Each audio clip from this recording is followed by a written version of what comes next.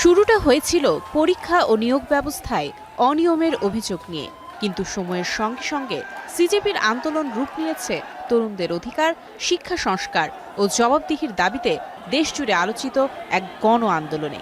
আর সে আন্দোলনের প্রতিধ্বনি এবার পৌঁছে গেছে বলিউডেও। শুরু থেকে আন্দোলনের অন্যতম সোচ্চার মুখ অভিনেতা প্রকাশ রাজ।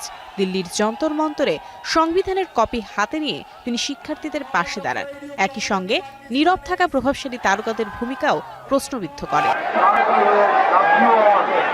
জনগণের নির্বাচিত প্রতিনিধিদের কাজ দেশ চালানো, আর আমরা আন্দোলন করছি আমাদের অধিকারের জন্য।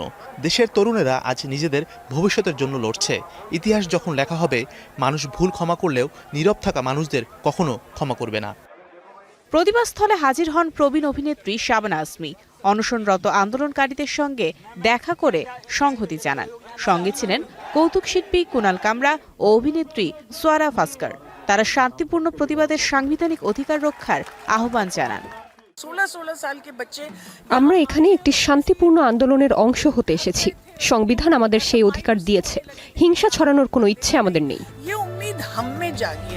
রাজপথে লড়াই ছড়িয়ে পড়েছে ডিজিটাল জগতেও। দিল্লির সংঘর্ষের পর সামাজিক যোগাযোগ মাধ্যমে ক্ষোভ উগরে দিয়েছেন নির্মাতা অনুরাগ কাশ্যপ। পুলিশি অ্যাকশনের কঠোর সমালোচনা করে ইনস্টাগ্রামে তুলে ধরেছেন নিজের অসন্তোষ। এদিকে অনলাইনে তরুণদের সমর্থন দিয়েছেন ঋত্বিক রোশন, সোনাক্ষী সিনহা, বিশাল দাতলানি ও দিয়া মির্জার মতো তারকারা। এছাড়াও নাসিরুদ্দিন শাহ, রত্না পাঠক শাহ, জিনাত আমান, অভয় দেওল, কঙ্কনা সেন শর্মার মতো সংস্কৃতি কর্মীরা বিবৃতি দিয়ে শিক্ষার্থীদের নিরাপত্তা নিশ্চিতের আহ্বান জানিয়েছেন। বড় তারকাদের একটি অংশ নীরব থাকলেও প্রতিবাদের এই ঝলক প্রমাণ করেছে তরুণদের অধিকারের প্রশ্নে বলিউড এখন আর নীরব দর্শক নয়।